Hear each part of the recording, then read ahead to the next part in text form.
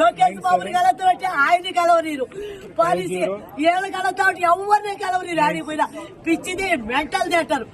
తిరుమలలో పనిచేసి బిడ్డని డిగ్రీ వరకు చదివించిన, మాయ మాటలు చెప్పి ఉద్యోగం ఇప్పిస్తా, పెళ్లి చేస్తా అని చెప్పి తెక్కుపోయి ఈ పొద్దునికి ఆసూకి లేదే. తిరిగి తిరిగి తిరిగి దుర్గమ్మ దర్శనం చేసి పొద్దులేసి పవన్ కళ్యాణ్ కలుద్దామని ఇక్కడికి వచ్చిన. ఓమంతిని 3 సార్లు కలిసిన. చేస్తా వీళ్ళు అనేది ఇప్పుడు వరకు నా బిడ్డలు ఆసూకే లేదు. దయచేసి నా బిడ్డలు ఎంచారు వచ్చి బయట పెట్టండి. దయచేసి నా బిడ్డను ఉద్యోగం ఇప్పించి పెళ్లి చేయండి. నాకాడికి నాకున్నా పర్వాలేదు. నా బిడ్డ ఆడున్నా బాగుండా డ్రగ్స్ లకి మందులకి అలవాటు చేయొద్దు. మీకు దండం పెడతా.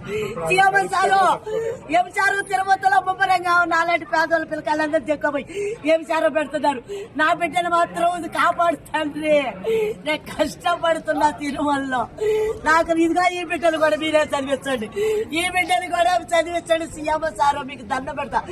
మీకు నారావారి పల్లికి వచ్చిన కలిసిన ఆడ పోలీసులు నన్ను భయపెట్టారు. సీఎం సార్కి చెప్పొద్దు. ఇది రేడుగొట్టి అమ్మారు వీళ్ళందరూ చంపేస్తున్నారు. అన్నావు ఇప్పుడు నీ ఆఫీసులో చెప్తున్నా. నీ దొమ్మదారుడు చంపేనాను. మీ పియ్య కూడా మా ఎమ్మి చేతుల్లో ఉన్నాడు. చంపేయండి, అందరూ కలిసి చంపేయండి. మా ఎమ్మెల్యే ఇద్దరు దిక్కబోయాయి. ఏమన్నా చేసుకోండి. తల్లి పోరాటం ఎంత బాగా అంటే ఏ తల్లికి కష్టాలు రాకూడదు. ఏ పేదవాళ్ళకి పిల్లలు దిక్కబోయి వ్యాపారం పెట్టి తల్లుల్ని ఆఫీసుల చుట్టూ తిరిగి తిరిగి తిరిగి కొట్టినారు. డిఎస్పీ ఆఫీస్ కాడికి పోతే ఈ విధంగా కొట్టారు. కలెక్టర్ ఆఫీస్ పోతే ఈ విధంగా కొట్టారు. నా బిడ్డల కోసం పోరాటాన్ని కొట్టారు. నా బిడ్డ కోసం నేను పోరాటం తప్ప 20 ఇంట్లో ఖాళీ చేయించారు. 20 ఇంట్లో ఖాళీ చేయించారు. 20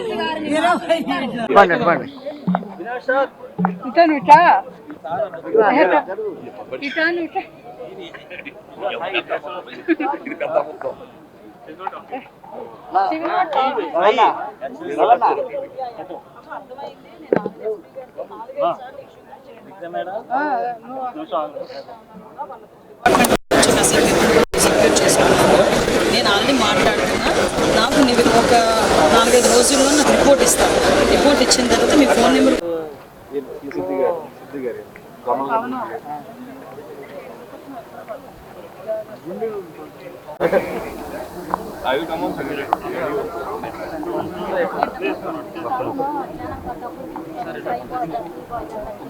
ఏ బాగు చేస్తారట? తాయిత్రులు కూడా నమ్మేస్తున్నారా మీరు? జనం సాగు 2 సంవత్సరాల నుంచి ఎంత ఇచ్చావు? నువ్వెంత ఇచ్చావు డబ్బులు? చంపడానికి ప్రయత్నం చేస్తున్నాను.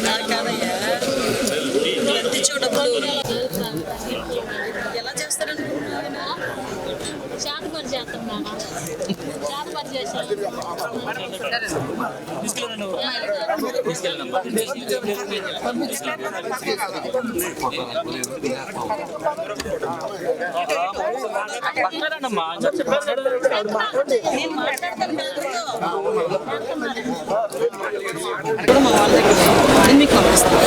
ఒకటి మేడం, మా పెట్టిన అంతేనా పెళ్లి కానీ ఉద్యోగం నాకు చూపెట్టరా 2 సంవత్సరాల నుంచి.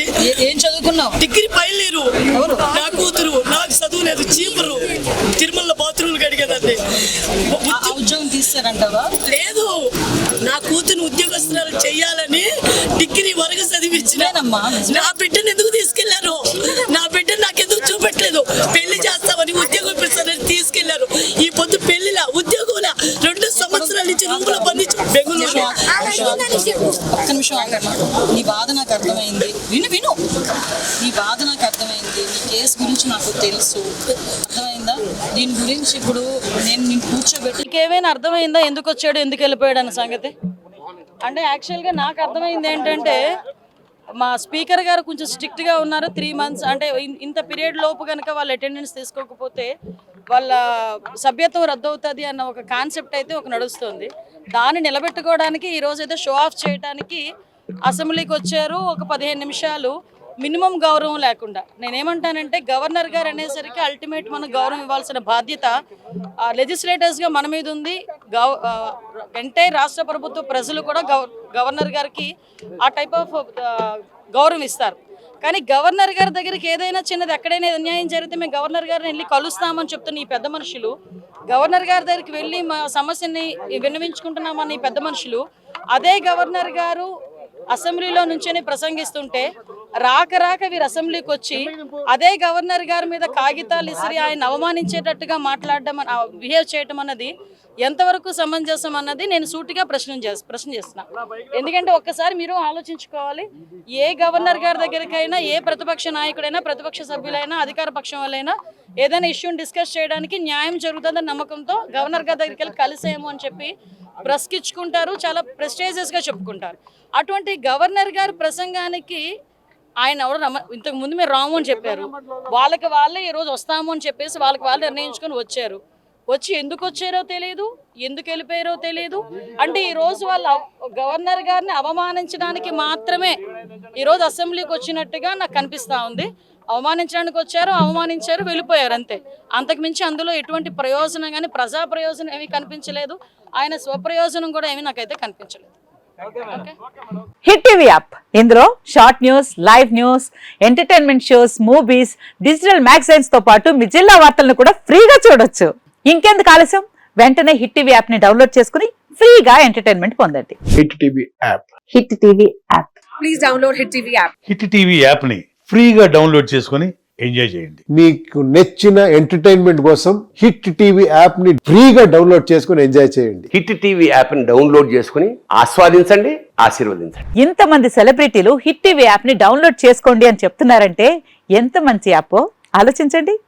అమెరికా అమెరికా అమెరికా అమెరికాలో చదవాలనుకునే వాళ్ళకి విశ్వసనీయమైన పేరు మన శౌర్య కన్సల్టెన్సీ. UK లో 1 year masters. UK లో 1 year masters. 2 years work permit up to 5 years visa. Contact Saurya Consultancy. Contact 89851 89851.